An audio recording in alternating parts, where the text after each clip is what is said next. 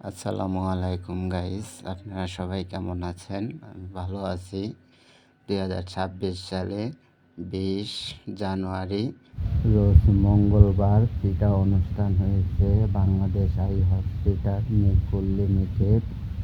আমি এখন পিঠা নিব, আপনারা সবাই দেখেন। প্রথমে নিব রুটি, তারপরে হলে গিয়া পরোটা, তারপরে হাঁসের মাংস।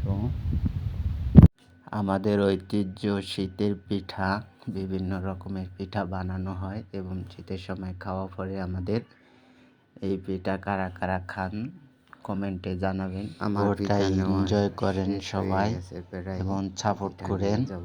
দেখেন, চোখ রাখেন হাসনাইনের পথ চলা ভিডিওতে। খেয়ে সবাই জানাবে কেমন লাগতেছে পিঠা, জানাবো সবাইরে ইনশাল্লাহ। খাওয়ার পরে অনেক মজা হবে মনে হইতেছে, পিঠা দেখলেই বোঝা যায়। দয়া করে সবাই খাবেন, প্রয়োজনে জানাবেন।